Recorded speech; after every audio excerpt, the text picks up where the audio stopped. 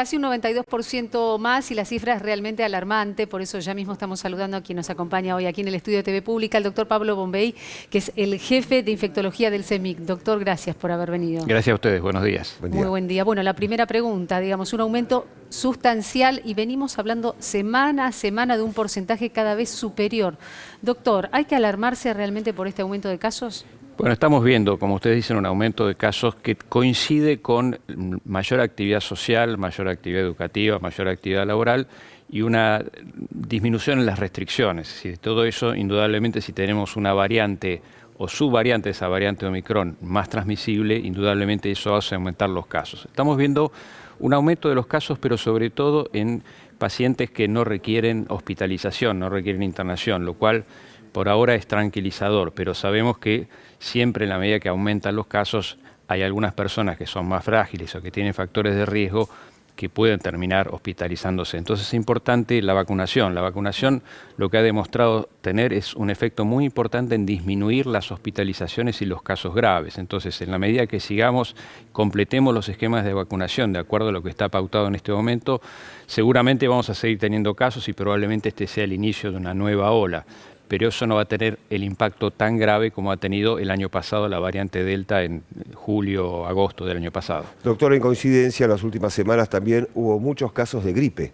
La gripe común, correcto, la que tenemos casi todos los años, exacto, vacunados o no. Y hay mucha gente que tiene cierta confusión. Dice, no, estoy engripado en realidad, no me voy a ir a hisopar porque es gripe, no es COVID.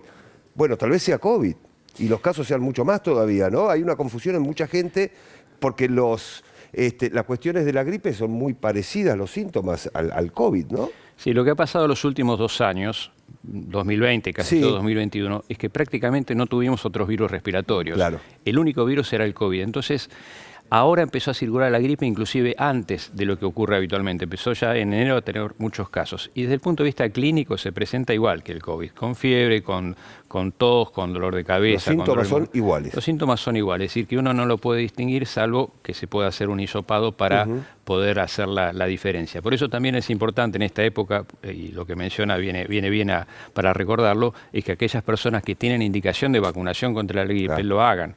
E inclusive se pueden vacunar simultáneamente contra el COVID y contra la gripe en el mismo momento, no hay ningún problema. Había dudas con eso al principio, el año pasado, ¿no? Tenía que pasar más de 15 o 20 días. Ahora el mismo día uno se puede dar contra la gripe y una tercera o cuarta dosis contra el COVID. Exactamente, no hay problema. El año pasado había cosas que todavía no conocíamos. Por supuesto, es entendible. Este año sabemos que sí se pueden aplicar en forma conjunta y no hay que perder la oportunidad. Si alguien va y se tiene que vacunar, se puede aplicar las 2 vacunas o con un día de diferencia o 2 días, no hay ningún problema. Doctor, está hablando de las vacunas puntualmente y tenemos algunos números para compartir. A ver, vacunas con esquema completo, personas vacunadas con esquema completo en la Argentina, 37.376.514 personas. Con el esquema iniciado, 40.752.000 personas. Pero hay 3 millones de personas que tienen más de 50 años y que no se han dado la dosis de refuerzo aún.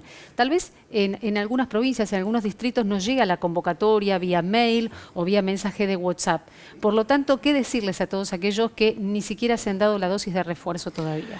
Bueno, lo que se ha visto ahora es que para una mayor protección, la dosis de refuerzo después de 4 meses de la última dosis que se hayan aplicado, es conveniente hacerlo.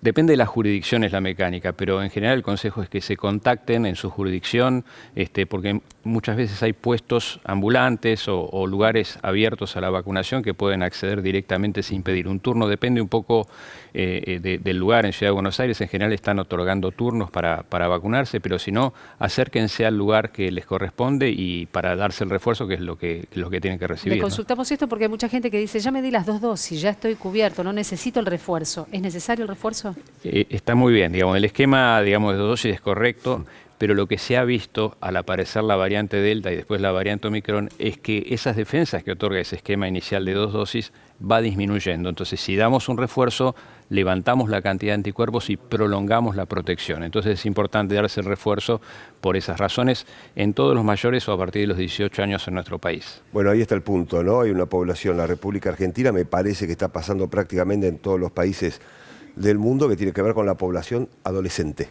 ¿verdad? Que le cuesta ir a vacunarse o le cuesta completar las 2 dosis, y ni hablar de la tercera dosis, de la cuarta, del refuerzo.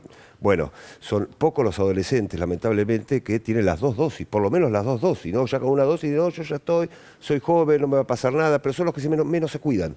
Lamentablemente, digo, ¿no? Sí, sí, eso pasa con todas las pero vacunas. Está pasando en todo el mundo, me adolescencia. parece, no solamente sí, es una cuestión típica de la Argentina. Y no solo con esta vacuna, sino sí, con otras con el vacunas resto que hay también, que aplicarse.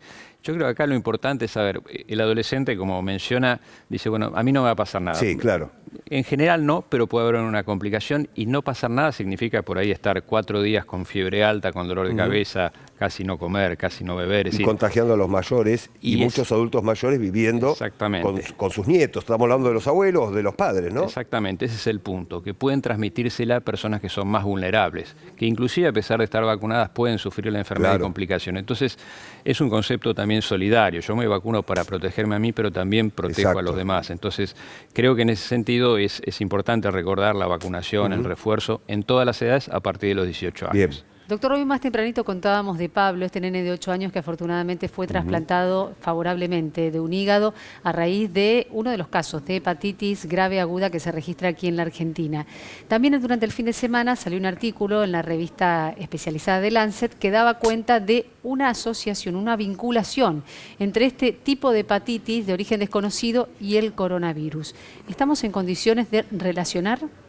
Sí, esta es una hipótesis que dice que algunos pacientes con infección por el SARS-CoV-2, que es el productor del coronavirus, producen una inflamación muy fuerte, es decir, tienen uno que llaman superantígenos. Esos superantígenos provocan gran inflamación y esa gran inflamación es dañina y favorecería de alguna forma posiblemente o el daño hepático en forma directa o también la infección por otros virus que se llaman adenovirus y que parecería ser uno de los virus que está implicado en esta hepatitis. Pero todavía estamos empezando a conocer de qué se trata, pero probablemente haya una relación entre la infección por COVID, esto se ve en niños no vacunados, tiene que ver con la infección en sí, con la infección por el SARS-CoV-2 que produce esta gran inflamación y ayuda a que se produzca esta hepatitis, este daño hepático tan importante que ha conducido en este caso a un trasplante en un chico, ¿no? Doctor, y afecta a chicos muy pequeños, ¿no?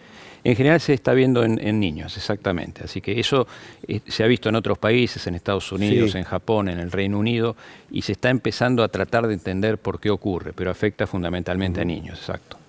Bien, volviendo a los contagios del COVID, cuando empezamos a consultarle, doctor, una primera semblanza de por qué está pasando lo que está pasando, se habló de relajación, del poco uso del barbijo, del poco respeto por el que tenemos al lado, del distanciamiento social que prácticamente ya dejó de funcionar como tal. ¿Usted qué observa en el día a día, digo, más allá de su trabajo del CEMIC, pero como persona que transita seguramente las calles de Buenos Aires o de la provincia, donde esté, digo, ¿qué está observando cuando entra a un supermercado, a un negocio, a una panadería, amigos, familiares? ¿De qué manera se están comportando?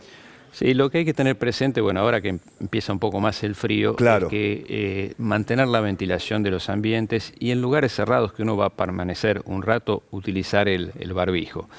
Con esas simples medidas vamos a lograr que, digamos, mucha gente no se contagie. Sumado a las vacunas, si uno está en un ambiente cerrado, poco ventilado, tratar de ventilarlo y además usar el barbijo.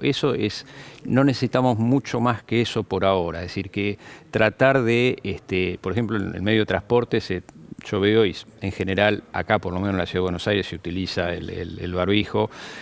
En distintos lugares me cuentan que no están así. En lugares cerrados, yo diría, en la medida de lo posible, cuando ese lugar está poco ventilado y uno va a estar un tiempo prolongado, utilizar el barbijo, tratar de ventilar. La infección y el contagio depende también del tiempo que uno esté. Si uno entra y sale, lo más probable es que no, pero si uno ya va a estar más de 15 minutos, ahí empieza el riesgo. Entonces, tratar de usar el barbijo es algo que nosotros en el ámbito de salud ya nos hemos acostumbrado y es prácticamente parte de nuestra indumentaria, pero creo que todavía estamos en riesgo de no solo del SARS-CoV-2, sino, como dijimos antes, de influenza y otros virus respiratorios que están circulando más en este momento. Entonces, hemos demostrado que el barbijo sirve no solo para el COVID, sino para otros virus respiratorios. De hecho, en estos 2 años no tuvimos prácticamente otros virus por todas estas medidas. Usémoslo en esas circunstancias, ambientes cerrados, transporte público, y eso seguramente nos va a ayudar a no tener tantos casos. Bien.